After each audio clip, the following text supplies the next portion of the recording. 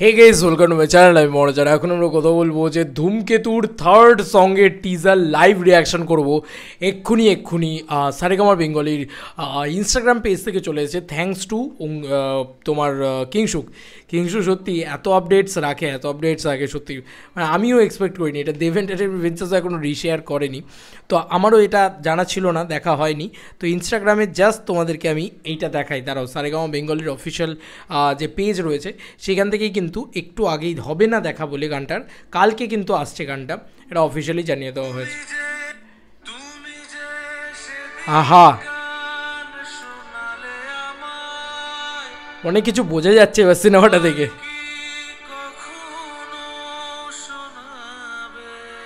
এটাকে তারা লুকিয়ে রাখতে চাইনি যে এটা মেকআপ না, এটা এজেড লুক, পরিষ্কার বুঝিয়ে দিয়েছে।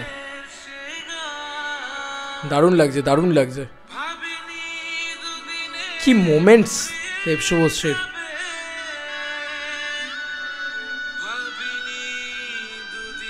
কাঁদাবে ভাই, কাঁদাবে এই সিনেমাটা কাঁদাবে। হবে না দেখা, এখানে পরিষ্কারভাবে লিখে দেওয়া হয়েছে কালকে কালকে পরিষ্কারভাবে লিখে দেওয়া হয়েছে 1 আগস্ট কিন্তু আসতে চলেছে। এবার 1 আগস্ট, আজকে 31 জুলাই, তো কালকেই আসতে চলেছে, আগামীকাল কিন্তু গানটা আসতে চলেছে। এবার এরা কিন্তু এখানে পরিষ্কারভাবে লিখেও দিয়েছে, আমরা যদি দেখি যে আগামীকাল মুক্তি পেতে চলেছে নতুন ছবি ধূমকেতুর থেকে ঈশান মিত্রের কণ্ঠে নতুন গান হবে না দেখা, শুধুমাত্র সারেগামা বেঙ্গলির ইউটিউব চ্যানেল ও সমস্ত লিডিং ওটিটি প্ল্যাটফর্মে ইন দ্য সেন্স এখানে তোমার স্পটিফাই হোক বা এরকম ধরনের জিনিসপত্র। এখানে দেখো শুভশ্রীর এজটা কিন্তু সেই কমই রয়েছে, এবং দেবদার যে এজেড লুকটা সেটাকে দেওয়া হয়েছে, বুঝতেই পারছো ওটা একটা ওয়েক বা একটা মেকআপ, সেটা ধরে বসে রয়েছে এই মানুষটা, যতটুকু যে গল্প বুঝতে পারছি। এবং গানের লাইন্স যদি শোনো যে দুদিনেই সব শেষ হয়ে যাবে, এটা তো আমরা কেউ এক্সপেক্ট করিনি।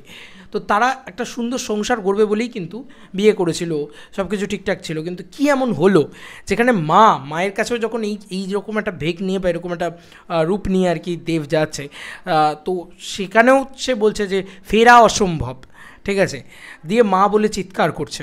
তো এই যে মানে ফেরা অসম্ভব বলতে আমি বলছি লিরিক্সে সেটা রয়েছে, কিন্তু এইটা হচ্ছে একটা ব্যাপার যে সে তার নিজের বউয়ের কাছেও ফিরতে পারছে না, সে তার নিজের মায়ের কাছেও ফিরতে পারছে না। কেন সে এই মানে মেকআপটা নিয়ে রয়েছে সেটা জানতে তো আমাদের 14 তারিখে হলে যেতে হবে। গল্পটার ভিতরে অনেক কিছু রয়েছে, মানে শুভশ্রী বলছেই এটা যে এইটাকে যে কোনো জনারে ফেলা যেতে পারে, মানে এটা বারবার শুভশ্রী বলেছে বিভিন্ন ইন্টারভিউতে। তো আমার না এটা খুব ভালো লেগেছে যে কৌশিক গাঙ্গুলি এই ছবিটাকে কোন জনারে ফেলবে ডাজন্ট ম্যাটার, মানে এই ছবিটা যে কোনো জনারের ভিতরে, মানে হোক সেটা থ্রিলার, হোক সেটা পারিবারিক ছবি, হোক সেটা রোম্যান্টিক ছবি, অনেকগুলো জনার রয়েছে এই ছবিটার ভিতরে।